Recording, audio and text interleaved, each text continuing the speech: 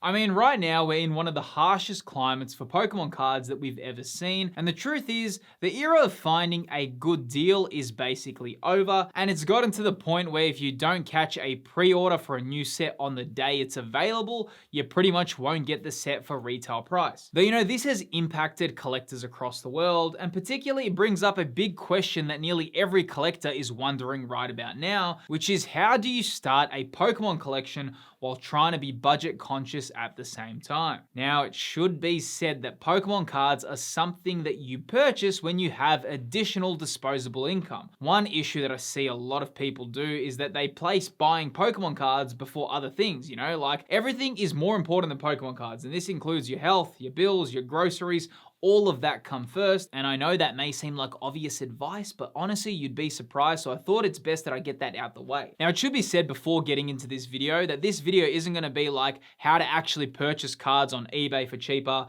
or how to buy them from a store cheaper or anything like that. This video is gonna focus on the psychology of collecting and how to actually get into the mindset to collect Pokemon cards on a budget. Now, the reason why I think this video is very important right now is because how many people have entered the hobby and how many people are making silly mistakes by over leveraging themselves on buying Pokemon cards. Yes, Pokemon cards are fun, but you also have to understand that Pokemon cards come with a lot of different issues. One area that can happen is that the character of the hobby has changed a little bit, and you've got a lot of people that don't really care about Pokemon whatsoever. People can just hear like, oh, Pokemon cards, they're so good. If you buy Pokemon cards, they're gonna rise in price. Yes, it is very true that Pokemon cards can rise in price, especially when we look at historical data, but also you do need to remember that how you collect Pokemon matters a lot, and when you want to start a Pokemon collection on a budget, it's very important to understand the psychology of how to collect in the first place to ensure you don't make silly mistakes. Now, before I get into the basis of collecting Pokemon cards, I do want to cover something very important for this video, and it's known as money EQ and the idea of happy money. Now, this very popular idea is from Ken Honda, who is the author of Happy Money, which is a book I highly recommend, and I'm going to talk about how this ties in with collecting in a second, though most people think about money as just numbers in a bank account. But according to Ken Honda, there's actually something called happy money. So the idea behind Ken Honda's book, Happy Money, is that money carries the energy we intentionally give to it. Now, if you receive money with gratitude or you spend it with joy, it makes a big difference. I mean, think of buying a gift for someone you really love. The energy that you have when you purchase that gift comes from the highest place. But if you earn money through stress or you spend it out of fear and guilt, that's when it becomes unhappy money, and that's also when it brings up a few problems. Now, the book really dives deep into more of these concepts, and Ken Honda also talks about money EQ. So just like emotional intelligence with people, how you emotionally react to money is very important.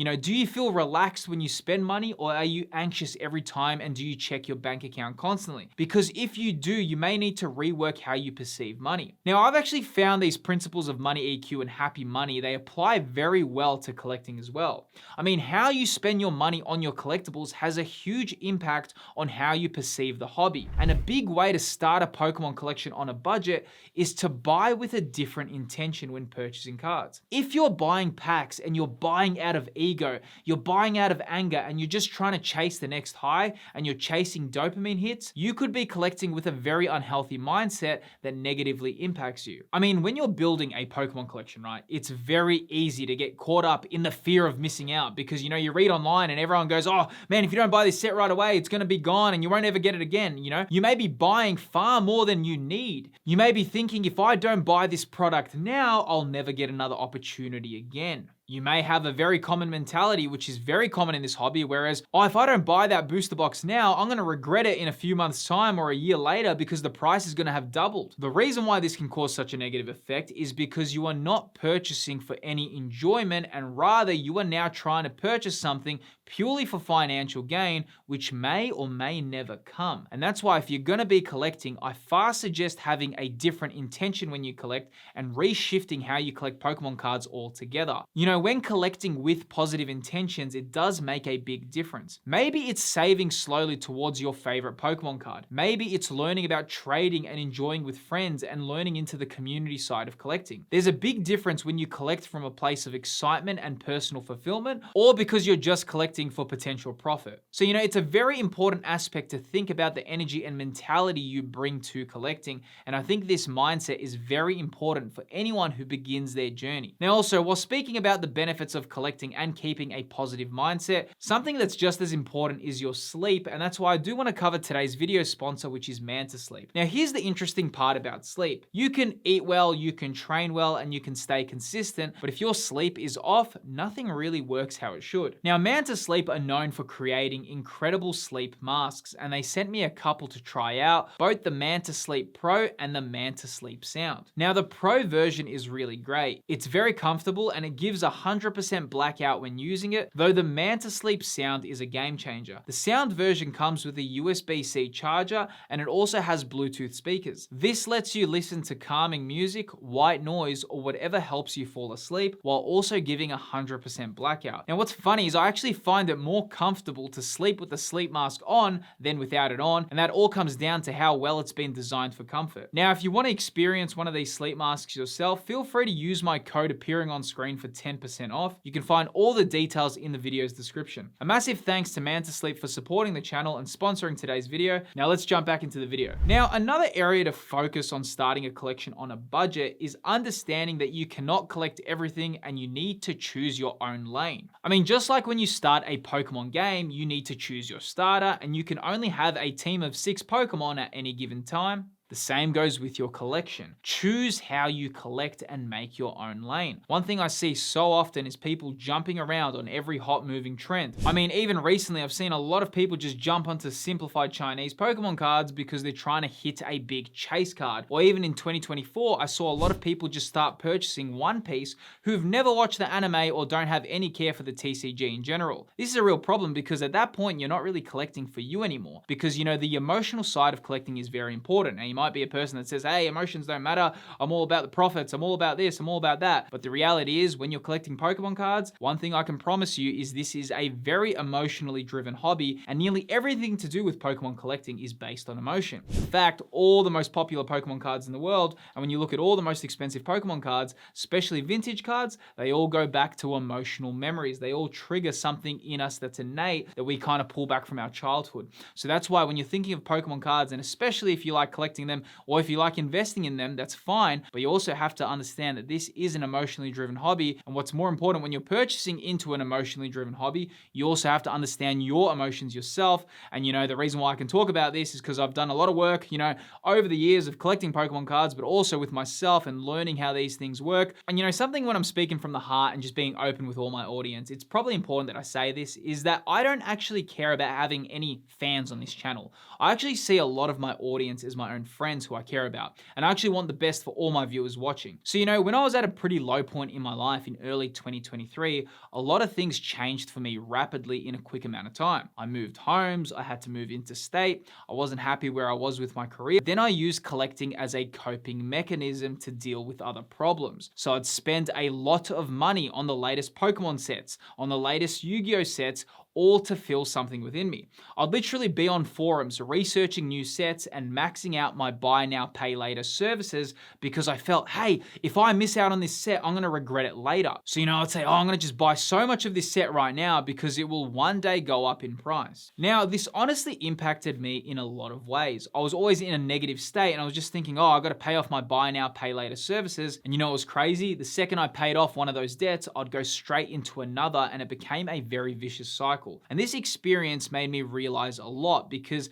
collecting can really cause problems in your life if you don't monitor it. Honestly, as amazing as it is to have this channel and speak with all of you, I feel what's even more important than teaching you about Pokemon cards is teaching you the lesson about enjoying collecting and have it as a hobby that makes your life become better. The second you engage in a hobby that causes you stress and makes you feel worse about yourself is the moment you know it's not for you anymore. I mean, I'm really glad I've made this channel because I can speak from the heart and also let new collectors know that chasing the highs from each set has the chance to backfire. And I always recommend taking your time when collecting and collecting at your own pace. I've really learned a lot from collecting over the years, and the biggest thing that you can have with this hobby is an enjoyment. That same book that I was talking about, Happy Money with Ken Honda, he says every time that you spend money for good things and they're gonna bring joy in your life, or whatever you spend money on, you say arigato money. So in your head, when you purchase something, you say arigato money. You're thanking the reason that you're purchasing something. You're putting out good into the world and you're saying thank you for this opportunity. The same comes with collecting.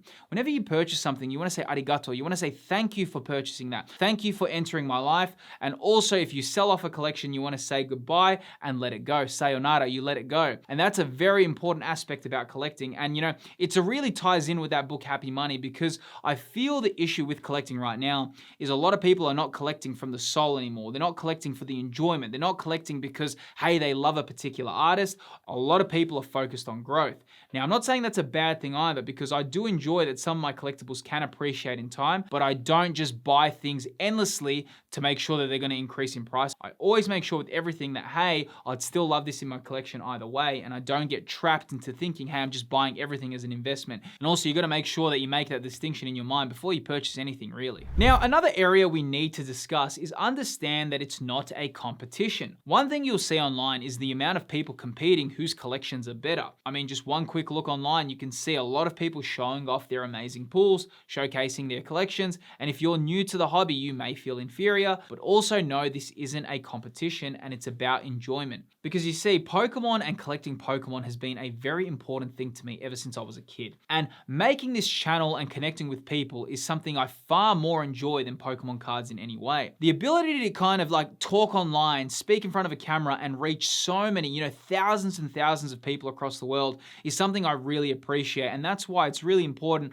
I love this hobby in my own way. I love enjoying it, but at the same time, there's different ways you can enjoy the hobby. There's a lot of different routes and paths you can take to make this an amazing hobby. If you're new to the hobby, the biggest thing I would say is collect things that you love and make your own personal goals with collecting. Don't worry about what everyone online is telling you to collect, but rather make your own goals. Maybe you have a favorite Pokemon as a kid. Like a lot of you would know, my favorite Pokemon's Milotic. I really like Feebas as well. Maybe you have a favorite Pokemon. Maybe you have a favorite moment in the anime. Maybe you have a favorite Pokemon video game. When you make these links, it really becomes better. Even collecting with your kids is really cool as well. When you make collecting like that, it makes it a lot more enjoyable. So, for a lot of these reasons, I think it's a good idea to make the right decisions when collecting. And of course, then you can be in the best position when purchasing Pokemon cards as well. But of course, chasing the hype trains and doing all that, that's where the problems can really come around. Though, while being open about all of this, I think it's also important to recognize the traps within the hobby as well. And if you're wondering some of the biggest mistakes collectors make in this hobby, I reveal that in this video on screen right here. Within this video currently appearing on screen, I speak about the most common Pokemon collecting mistakes that a lot of collectors make. If you enjoyed this video, feel free to subscribe to the channel, click the video that's appearing on screen, and I'll see you on the next video.